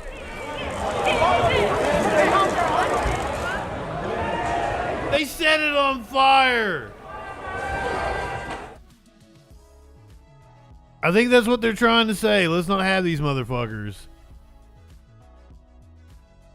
And we begin tonight with that SFPD investigation after a Waymo self-driving car was vandalized and set on fire. Take a look at this. We first told you about this as breaking news last night at 11. Happened in the city's Chinatown neighborhood, which was already busy with people enjoying the Lunar New Year. Here's NBC Bay Area's Christy Smith. Fuck them fucks. Posted on social media show a driverless Waymo car in flames on Jackson Street in San Francisco last night around 9 p.m. Waymo says a crowd vandalized the car, breaking the window, and someone threw fireworks inside, which set the car on fire. The company says no one was inside the car. I heard about it within minutes of it happening last night. My reaction is, number one, this is terrible. Aaron Peskin is president of the Board of Supervisors. It is extremely dangerous. Soups. Buildings could have been lit on fire. People could have been hurt. And most importantly, this was the day of the Chinese Lunar New Year. This is one of the most important days for families. There were thousands and thousands. They're just having a bonfire. The events. Today, Chinatown was busy. The car was gone, but there are some signs of the damage in the street. It's not immediately clear why the crowd gathered in the first place. Police have yet to make any arrest. People say they were shocked to see videos of the incident circulating online. I was very surprised. I saw that. I said, what happened? Yeah. Shouldn't happen here at all. This neighbor found out about what happened after the fire was out. Yesterday was Lunar New Year's Day. New Year's Eve was fine. But the day after. It's fine to do vandalism on New Year's Eve. We're totally into that. Set fire to cars on New Year's Eve. Totally cool with all of us. But you do it on New Year's Day. That's where we draw the line.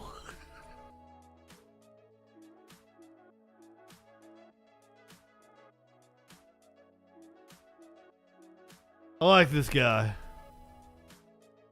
What happened? Yeah.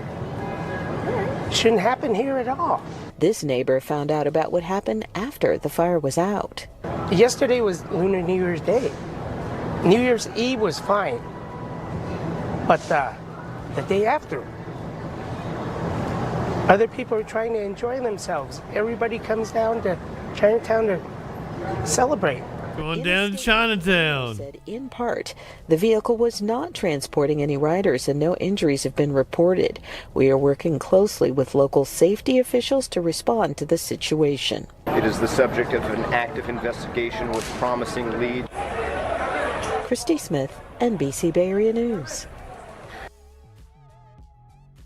We don't want them shits. The people have spoken. We don't want them shits anywhere near us.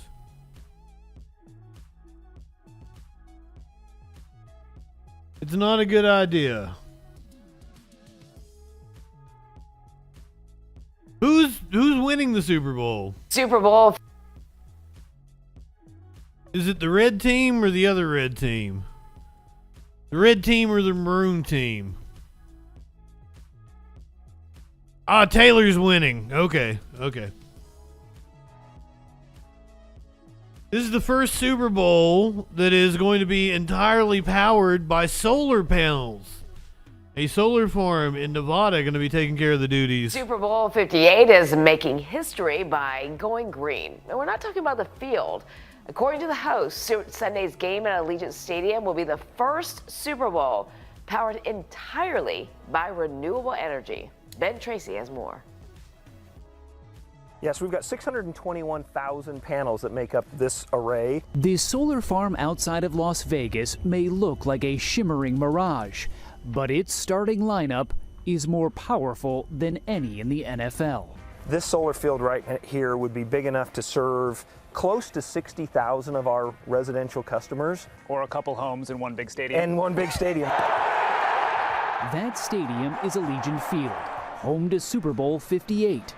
The Raiders say it's the first NFL stadium powered by 100% renewable energy, thanks to a 25-year agreement to buy power from this new solar installation owned by NV Energy. Doug Cannon is its CEO. How much energy does it take to power Super Bowl Sunday?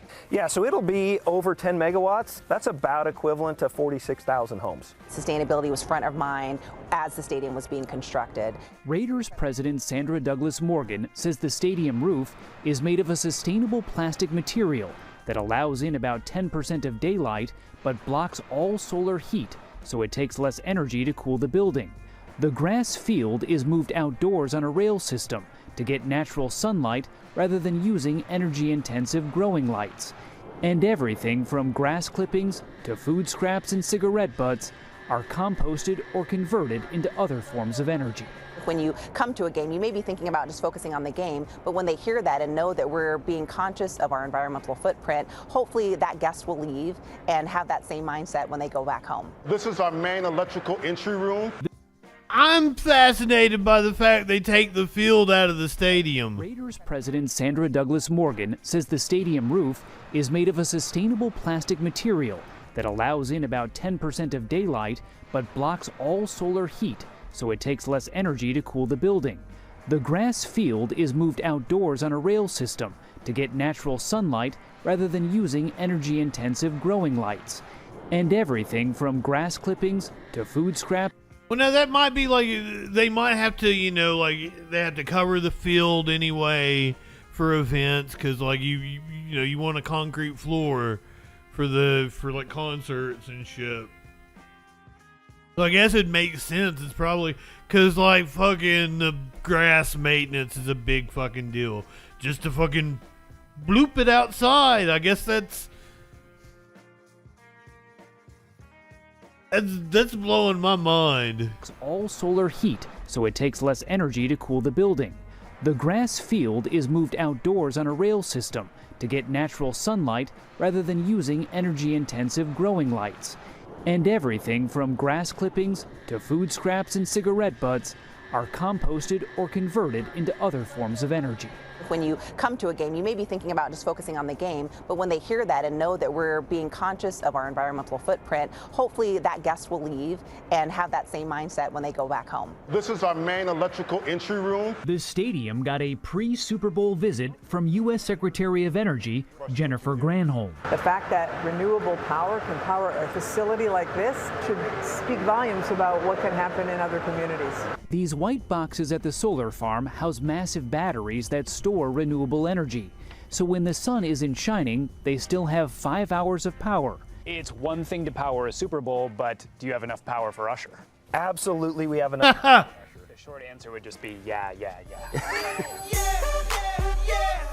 While the moves on the stage and field will be memorable, gonna get me fucking also make history. Lose my 14 cents. I'm Ben Tracy in Las Vegas. Maybe it was short enough. Jokes. All right. Josh and Chris.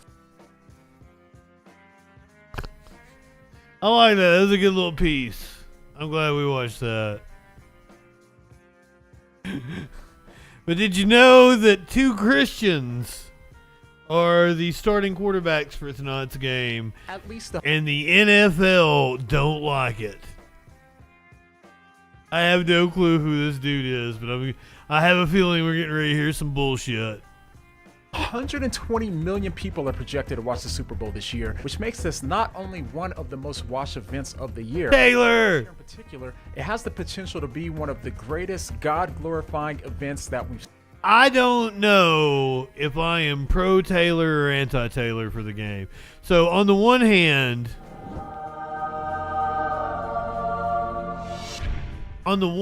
it would be fun to see all the Swifties get pissed off. And their disappointment would be really fun. But on the other hand, all the conservatives getting pissed off because Taylor won. That would also be really fun. So like it's kind of a win-win no matter who wins for me tonight, at least. I feel like either way I get a fandom that's pissed off, and I feel like I would like the conservatives being pissed off more, so I'm probably more on Taylor's side. So I kind of think I'm rooting for Taylor. But also the Swifties being pissed off would be kind of fun as well. I don't know. The sporty ball doesn't really mean anything to me. It's okay. If I get off here in time, I'll watch the end of the game, I guess. I don't know. But this dude says we're going to get some churching during the game. Seen in a really long time. So let's talk about why, and then we'll talk about why this matters so much. So if you're a Christian who isn't the biggest football fan, you may be interested in knowing that the quarterbacks on both teams that are playing against each other in the Super Bowl this year not only both believe in Jesus, but are also 2 of the most outspoken Christians in the entire NFL. My Christian faith plays a role in everything that I do. Like honestly, I think it's just a testament to God and where He's taking me in life. Obviously, we'll be on the huge stage in the Super Bowl that He's given me, and I want to make sure I'm glorifying Him while I do it. When I believe that Jesus Christ did come down and died for my sins and rose again, and I believe that it's not just some story fairy tale thing, it's real. The quarterback of the Kansas City Chiefs, Patrick Mahomes, no doubt has a God-given talent that he credits fully to Christ. Mahomes is not only a prodigy who excelled at every single sport that he played and likely could have went pro in all of them, but is now the undisputed best player in the entire NFL. He's broken several records, from the youngest MVP winner in NFL history to signing the largest contract in sports history for nearly $500 million. And when it comes to his faith, he says that he's now at a time where he's taken his faith more seriously than ever. I feel like I've grown in my faith over these last few years. He got a tattoo about Eutychus in Acts 20 verse 7. It's about being half in and half out on God, the interpretation that I took from it.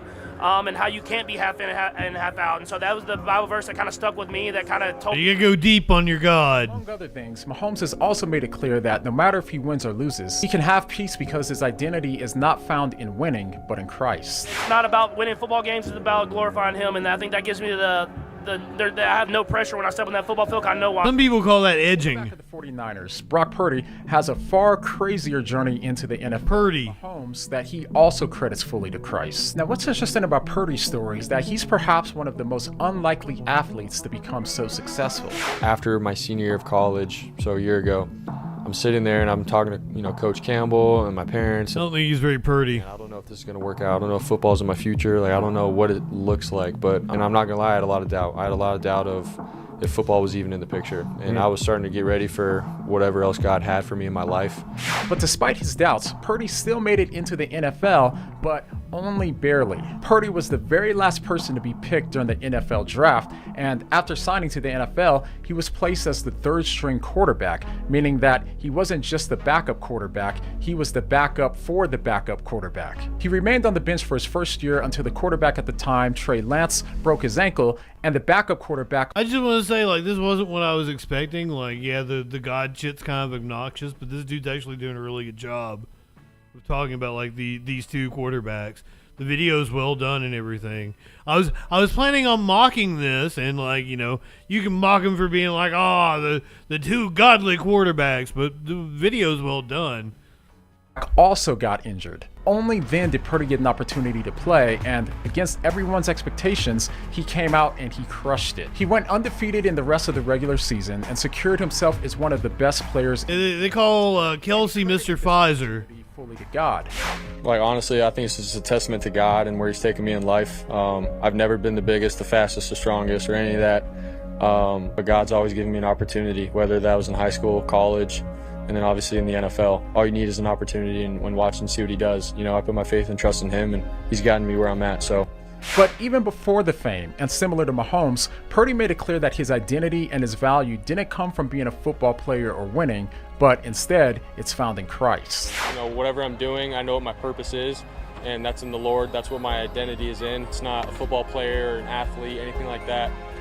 It always comes back to this. And after his fame, he not only kept the same mindset, but it also seems that whenever he's in front of a microphone, he can't stop talking about Jesus. You know, I am who he calls me to be. You just led one of the biggest comebacks in NFC Championship game history. What was the key to the amazing comeback? He's a babyface. Glory to God. Man, I just want to be able to witness and defend the Christian faith as best as I can moving forward. So I'm a faith-based guy, so that's how I stay grounded. All right, so here's why all of this matters. As someone who was a convert to Christianity, I know how people like this can help to bring people to Christ. The reason why is because virtually all of us who at one time rejected Christianity, we did so because of some intellectual barriers, some emotional barriers, and lastly, some social barriers to the faith. I do it because of logic. Often dealt with on channels like this in some churches, but the barrier that gets the most unaddressed is the social barrier. In order for us to have our social barriers removed, we need to find some Christians that we can look up to or want to be like, whether we're born into a Christian family or not. If we know some Christians or a Christian community that we can see ourselves being a part of, then that helps to remove the social barrier between us and us giving our life to Christ. You're describing representation. Don't know any Christians that they aspire to be like, these athletes can actually serve as a way to break down that barrier. Given the fact that athletes like Mahomes and Purdy have millions of non-Christians who look up to them, when the non-Christians see them speak so comfortably and confidently about their faith in Christ, then they can finally see some Christians that they can identify with and aspire to be like, which can help to remove the social barriers that they have to Christianity. And this, of course, is good news for those of us who understand the good news of the gospel message. So with all that being said, as our culture becomes more secular and drifts further away from God, we can rest assured that this Sunday, no matter who wins or loses, God wins, because both quarterbacks will not only be using their platforms to talk about God and what God has done. Yeah, it's not anything to mock. Like, it is kind of like, it's sad that this dude's like this. The video's well done, and like I learned something about the players. Like, it was a good look at them. So I ain't got any real beef with you, dude. The hoodie's kind of fascinating to me. Only race via faith. I don't know what that means. I want to say he probably has some kooky beliefs, but he didn't really showcase them in this video. Unfortunately, that is not what I was looking for in a video. Justin fell. That's what I get for not being a pre-watch Andy on that one. I do have some coffee for you. Some tea. I meant some tea. I don't have any coffee anymore. Travis Kelce's ex parties with the 49ers before the Super Bowl. So apparently that was his lady before Taylor. Taylor Swift will be rooting for him for the Kansas City Chiefs, but Travis Kelce's ex, Kayla Nicole, is cozying up to the San Francisco 49ers. Nicole, a sports journalist who dated the Chiefs tight end on and off for 5 years, was spotted in Las Vegas on the eve of the Super Bowl, partying with the wives and girlfriends of 49ers players. She could be seen in an Instagram story doing shots in a group that included Claire Kittle. I don't know who that is. Oh, the wife of 49ers tight end George Kittle. Yeah, this is way too tabloidy for me. Do we have a picture though? Aw. I wanted to see her partying. I'm going somewhere with it. Travis Kelce's brother, who is a player for the Eagles.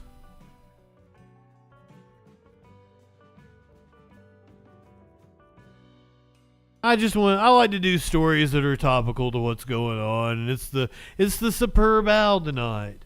That's not all we got left. We're gonna talk about the Rock and Roll Hall of Fame. Adele in Las Vegas for her residency has Travis Kelce's brother in the crowd, and he makes an ass of himself. 49ers to win, but I also want the Chiefs to win. I think I want the Chiefs to win just because Taylor Swift. And all of you that are complaining about Taylor Swift being a game, get a life. It's so It's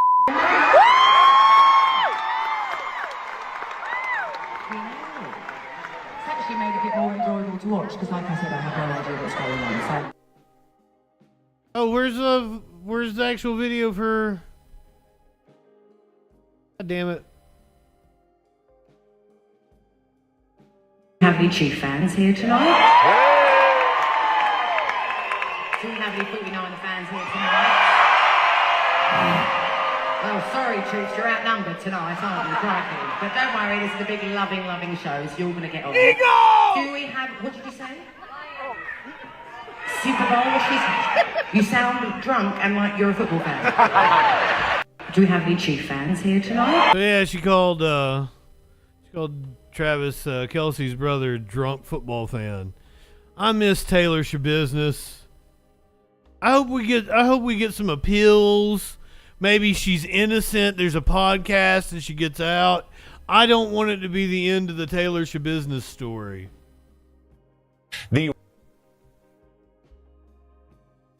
Is that wrong of me?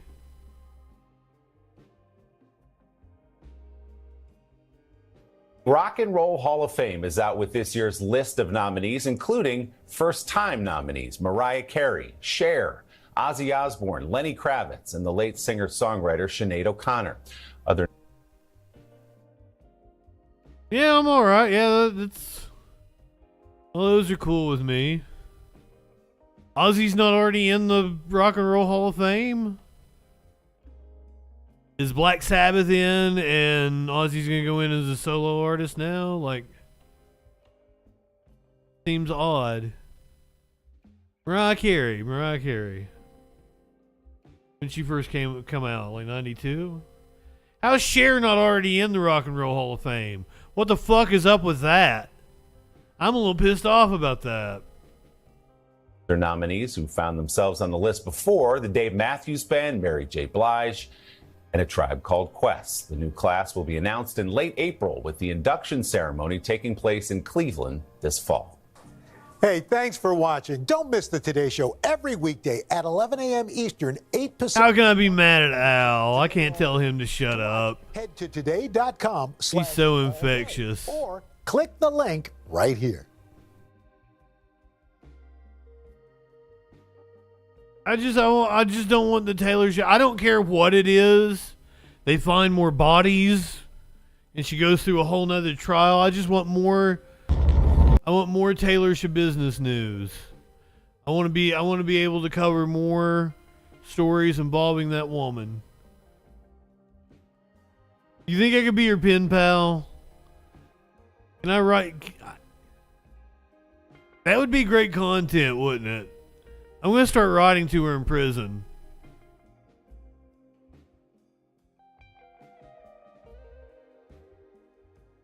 I want to be pen pals with Taylor Shabizzness. Here's a cat riding in a shopping cart.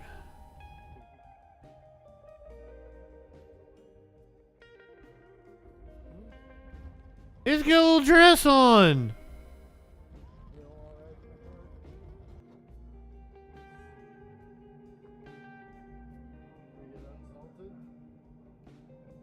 You think I can crack the case so I can get her out?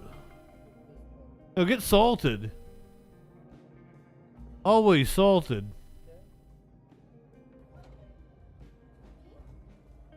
You thought I already were your pimp out? No, I need to get on that.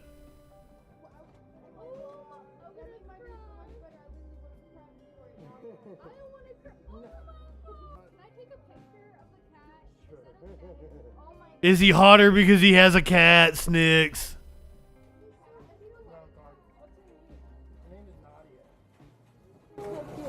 Want to say hi to her? No, she goes everywhere with me. She goes on planes. She goes everywhere. On the subway, she tries to crawl on other people's shoulders. Oh, she cute. With her little dress on. I wish. Hold on, let me tell you what this dude's name is. Lucas K. Larson. Lucas K. Larson and his cat Nadia. Muscles are nice too. Fair enough, fair enough. What do you think the kids will look? It's a nice beard. The man with a cat and a nice beard. He's got to be taken, Snicks.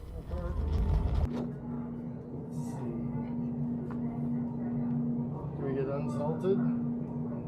He's asking what the kid's like. I'd already picked this video by the time I saw your penguin video. I liked your penguin video an awful lot, Warlord.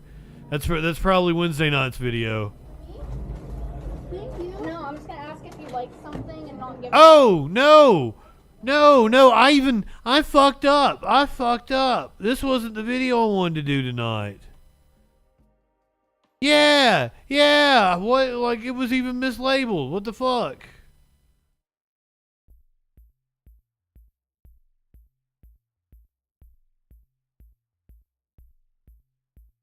Hold on.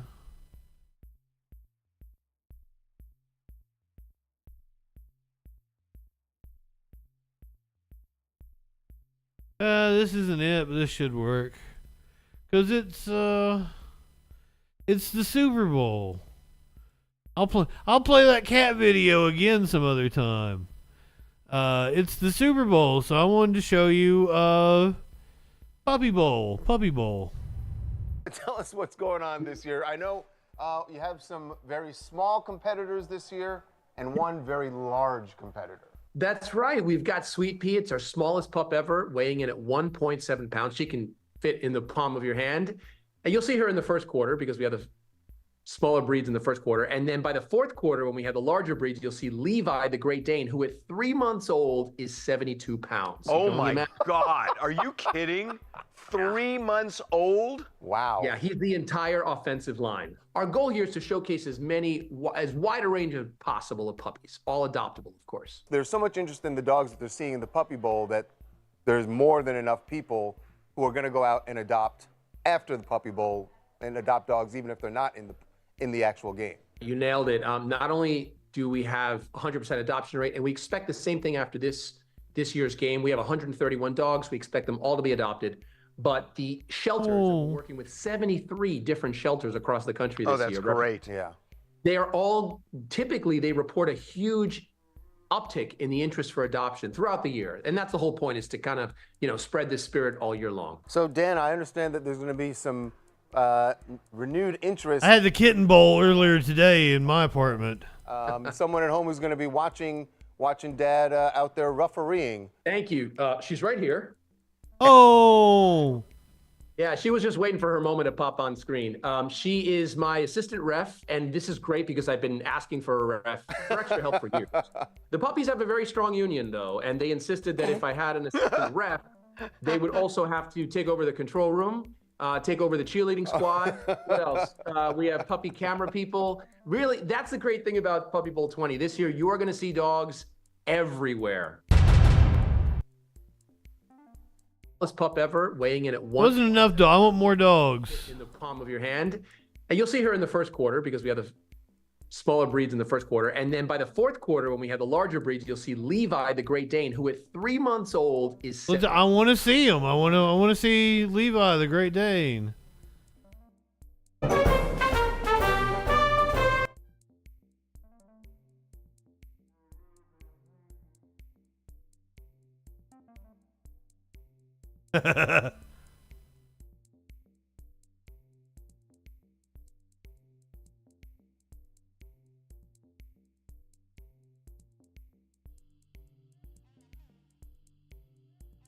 Oh.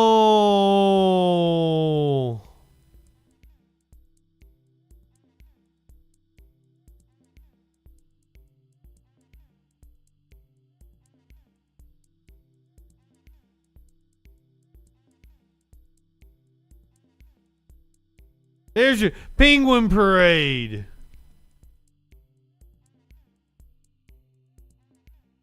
Ain't get enough puppies.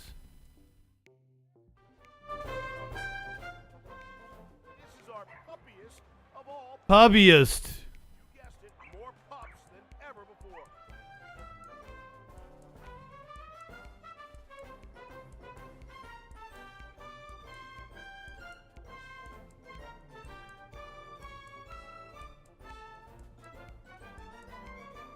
What a sweet baby.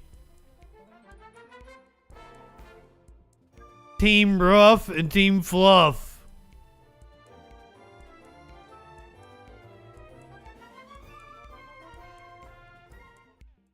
Four minutes left in the game. That's perfect timing on my part.